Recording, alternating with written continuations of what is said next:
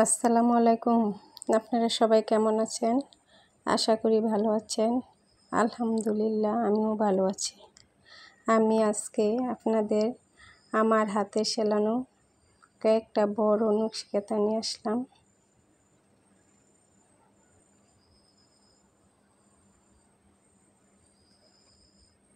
এরকম আমি 8টি নকশিকাঁথা সেলাই করছি।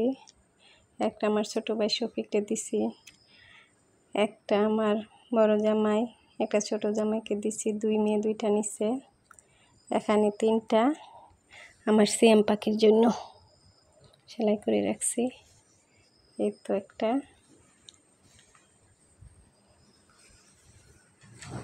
এরপর একটা স্টার দিয়ে সেলাই করছি, চেন টেনা দিয়ে।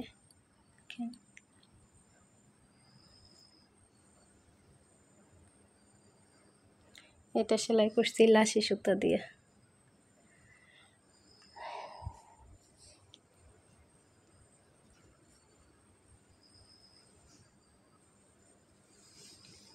এই তো আরেকটা নকশিকাঁথা।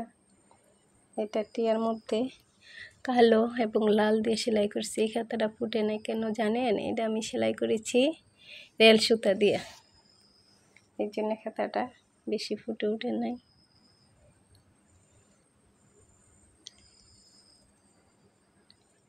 আরও আমি অনেক পাতলা নকশিকাঁথা না নর্মাল খাতায় সেলাই করে রাখছি।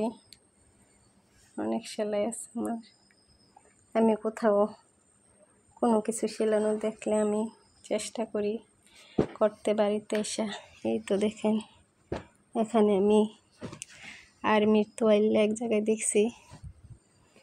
এখন আমাদের কেউ আর্মির চাকরি করে না, আমার বান্ধবীর ভাই চাকরি করে, ওখান থেকে আমি 2টা তোয়াইল্লা সংগ্রহ করেছি। এই দেখেন, রেল সুতা লাচ্ছি সুতা দিয়ে সেলাই করছি। এই তো এখানে আরেকটা সেলাই করছি, এটা রেল সুতা দিয়ে সেলাই করছি।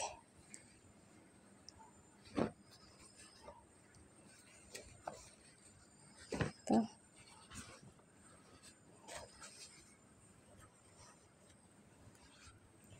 আমি আগে কয়েকটা বেবি নকশিকাঁথার ভিডিও দিয়েছিলাম, এটি সেলাই করেছিলাম আমার শোনাবার জন্য।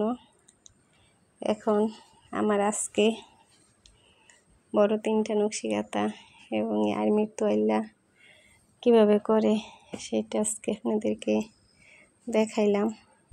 আমার আরও আছে অনেক হাতের কাজ, আমি একটু একটু সব কিছুই কোথাও দেখলে চেষ্টা করি। তো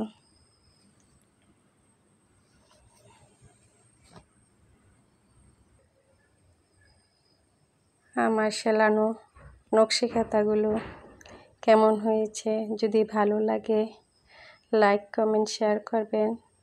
আর যদি আমার চ্যানেলে নতুন হয়ে থাকেন অবশ্যই সাবস্ক্রাইব করবেন। আর যারা করে ফেলছেন তাদেরকে অসংখ্য ধন্যবাদ। এখন আসি, আল্লাহ হাফেজ।